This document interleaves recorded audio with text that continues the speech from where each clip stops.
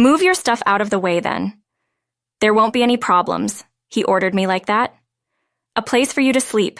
The hallway is empty, isn't it? My husband made an unbelievable remark. Fine. I did as he wished and slept in the hallway. Afterwards, they would deeply regret their actions. My name is Helen, a 30-year-old office worker. I've been married to Richard for 2 years. We met through work, our respective companies were business partners, and we were both in charge of the account. Initially, someone else had been in charge, but partway through, Richard took over, and that's when we met. Richard gave the impression of being a hardworking and serious person. After working together several times, Richard invited me to dinner, and that led us to exchange contact information. From then on, we started meeting privately as well and began dating. Richard is 2 years older than me, very understanding and reliable. He always looks cool, taking care not to make me feel uncomfortable during dates with his gentle and grateful personality. Richard looked incredibly wonderful. We continued to date, and about 2 years later, we decided to get married. I was very happy to decide to marry the man I loved, Richard. After that, we held a family meeting, introduced our families to each other, and then had our wedding ceremony. Many people attended our wedding, making it a memorable ceremony. Seeing Dad and Mom cry, I felt happy, thinking I had done something good for my parents. After that, we went on our honeymoon and began our married life. Upon returning to the country, our married life was incredibly enjoyable, and I felt happy every day. Every morning, I wake up to find Richard sleeping beside me, and every night I'd greet him with a welcome home. Simply eating meals together every day made me incredibly happy. On our days off, we often watched movies on Netflix because we both love films. We're more indoor people, so we put a lot of thought into making our home time enjoyable. We invested in a comfortable sofa and even got picky about the coffee we'd sip while watching movies. I studied various things and became proficient in brewing coffee. I also often baked treats. Richard was pleased, saying it felt like being in a cafe while at home when I served delicious baked goods and coffee while we watched movies. In this manner, we spent our days happily as a married couple. Before I knew it, 2 years had passed, and I thought we'd continue to create many more happy memories together. However, recently, there's been a presence that has started to bother me. Patricia, my mother-in-law. Until now, we had a good relationship with my in-laws. Richard likes his parents' home, so we often visited, and I would occasionally accompany him. Both Patricia and my father-in-law were kind at those times. However, my father-in-law recently passed away due to an illness. After the hectic times of the funeral and other related events, Patricia started coming to our house quite frequently. Richard has arrived. Ah, welcome, Mom. Patricia would often come over to visit on our days off. It appears that Richard is the one inviting her. As the eldest son, Richard always seemed to make Patricia happy with his invitations. They would have joyful conversations every time, but they often spoke about family matters, making it difficult for me to join in. Moreover, Patricia would frequently complain about various things to me. Do you make this kind of food every day? I feel sorry for Richard. The room isn't well cleaned. You're failing as a wife. Both of us are working, so we divide the household chores. Richard mainly takes care of the cleaning, and I try to make meals as simple as possible so it doesn't interfere with work. Because of that, I often freeze prepared dishes, but Patricia would randomly open our fridge and complain about what she found in the freezer. You can make hamburgers on the same day, can't you? Serving frozen food is unthinkable. You're a housewife. You shouldn't neglect your chores. Patricia would say things like this, even though I am also working as a company employee. She doesn't seem to understand that. Well, I am also working, so I would like some flexibility in how things are done. Even when I say that, Patricia responds, "You're busy with just a part-time job. How pathetic." What is she misunderstanding? Patricia doesn't seem to think I'm a full-time employee. Every time I explain that I'm a company employee, she doesn't listen at all. Women can't possibly excel as company employees after all. She completely disbelieves me, citing such outdated reasons. And what's troubling is that Richard seems to take Patricia's side. Or rather, he can't seem to break free from his mother. So even when I talk to him about Patricia, he doesn't seem to think she's in the wrong.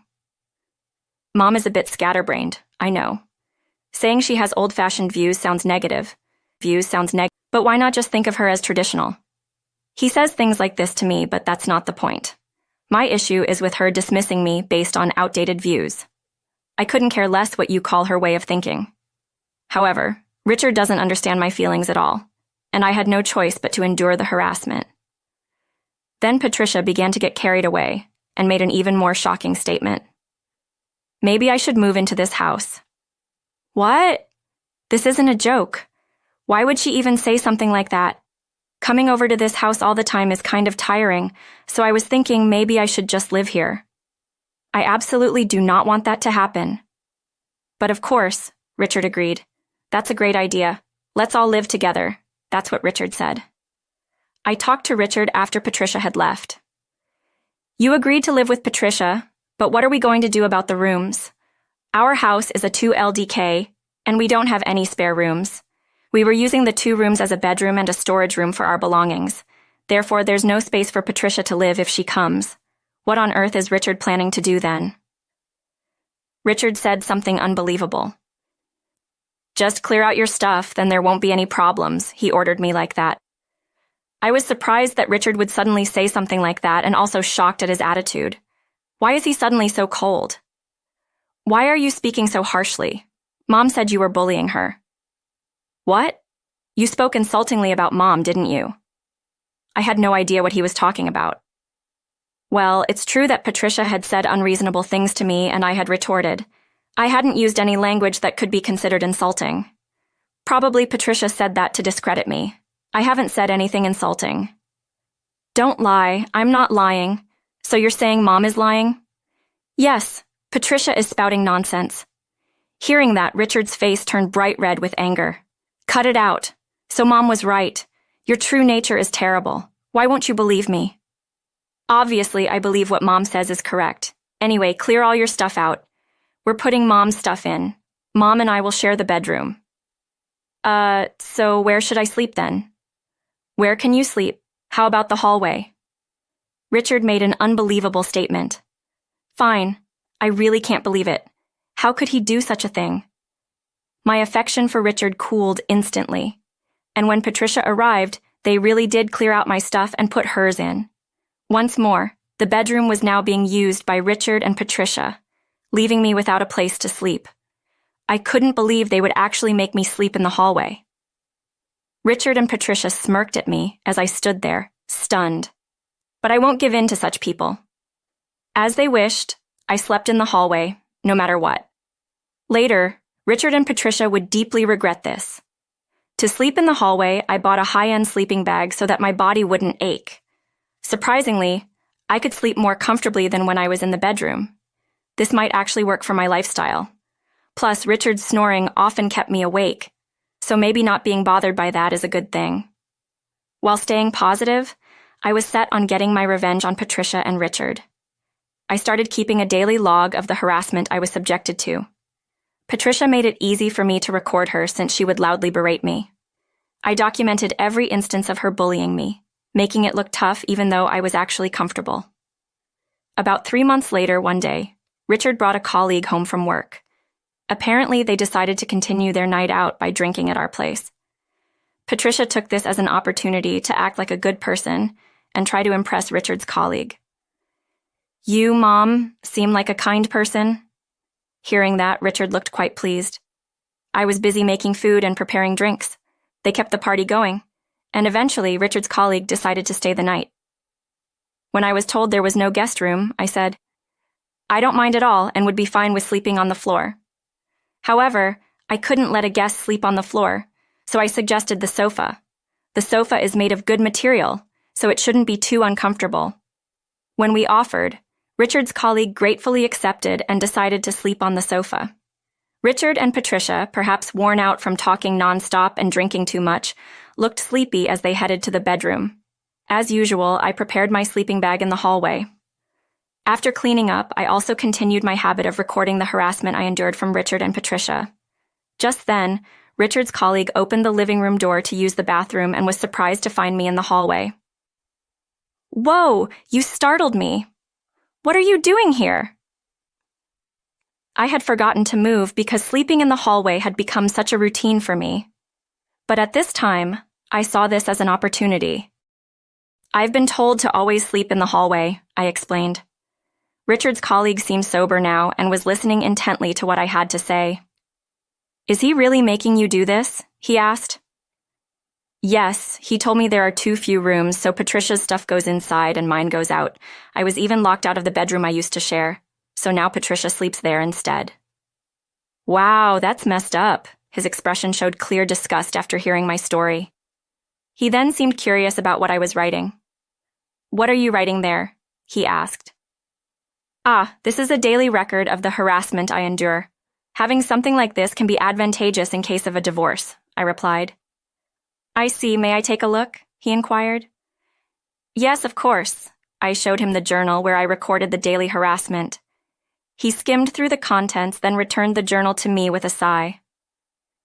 Richard's mother is quite terrible too, isn't she? He remarked. To be honest, I never thought he'd be such a lowlife. You should leave him as soon as possible. I know some lawyers, so if you'd like, I can help. Thank you. This was a lucky break. He had essentially witnessed Richard and Patricia harassing me. This meant I now had someone who could vouch for the fact that I was being subjected to this treatment. This would undoubtedly work in my favor during the divorce proceedings. He then gave me his business card for work, mentioning that I could email him if I needed a lawyer's recommendation. The fact that he chose to give me a business card instead of directly exchanging WhatsApp information showed that he was considerate and professional. He mentioned he's in sales, and I got the impression he's very competent at his job. Richard's colleague left early the next morning. Patricia and Richard cheerfully offered him breakfast, but he declined with a strained expression. Well, if he knew their true nature, he'd probably find them quite distasteful. After he left, Patricia and Richard started complaining that my hospitality was lacking. You should have prepared breakfast in advance. If people see you preparing it only now, they will politely decline and leave, Patricia criticized. While they accused me, the truth was that his colleague seemed eager to leave early, which is why I didn't bother preparing breakfast. I was already at my limit with their baseless accusations. I immediately sent messages to the colleague asking for a lawyer recommendation. When I showed the lawyer my harassment journal, they told me that not only could I divorce Richard on the grounds of his behavior, but I could also claim compensation for the emotional distress they had caused. I went to the office to get the divorce application form and, upon returning home, thrust it in front of Richard. I can't tolerate this life anymore. Let's divorce, I declared. Upon hearing this, Richard looked shocked. However, Patricia seemed extremely pleased. Isn't it great? You can get rid of unpleasant people. I always thought Richard deserved better. He should remarry a young woman at work and have kids soon, Patricia said. After she said that, Richard also seemed keen to divorce me. That's absolutely true. I've decided to break up with you, he said with a smirk. Saying this, Richard filled out the divorce papers. Then I'll go submit these now, and then I'll pack my things and leave, he announced. Hearing that, both of them looked extremely pleased. Let's go celebrate today.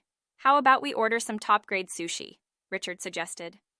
Ignoring their jubilant chatter, I left the house to submit the divorce papers to the office. Finally, I would be free from that house. Submitting the divorce papers lifted a huge weight off my shoulders. Then I returned home and packed my belongings. Guess we won't be seeing each other anymore. Don't come crying to us when you're single and struggling, both of them said in a condescending manner. Standing at the doorway, I retorted to Richard and Patricia, as if I would ever rely on a spineless mama's boy and his foolish parents. What? What did you just say? How dare you say that? Patricia and Richard blushed with embarrassment at my harsh words. I'm just telling it like it is. I won't forgive the constant torment and bullying you've put me through. I've already hired a lawyer, so I will sue you for the emotional distress you've caused me with your words and actions, I declared. Upon hearing this, both looked extremely flustered. What? Wait, are you serious about suing? We haven't done anything that bad, have we? Richard stuttered. If you lack awareness, all the more reason for you to experience the consequences. In any case, I'll be sending a certified letter so you can check the details there, I said firmly. Both of them went silent, their faces pale. In my heart, I yelled, "It worked!" and felt a surge of joy. Even now, remembering the troubled faces of Richard and Patricia makes me smile. Afterwards, I went through my lawyer to claim compensation from Richard for causing me emotional distress through his words and actions. With ample evidence available, he had no choice but to pay. Moreover, that colleague of his spread word of Richard's unacceptable behavior within the company. Now, Richard is looked at with cold eyes by his coworkers. He's whispered about behind his back, referred to as a pathetic man who hurts others with his terrible words and actions. And he's reportedly feeling quite uncomfortable. However, with the payment of the compensation due in the divorce proceedings and having to cover living expenses and rent for Patricia as well, Richard must be in quite a tough situation now, especially considering his salary isn't that high to begin with and his career prospects have dimmed. But it's all Richard's own fault, and I really think he got what he deserved. On the other hand, I've started living in a single-bedroom condominium near my workplace, and I'm enjoying very comfortable days. Being close to the office allows me to work overtime until the last minute, and I'm able to achieve good results in my job. For now, I plan to focus on my career, aiming for advancement while living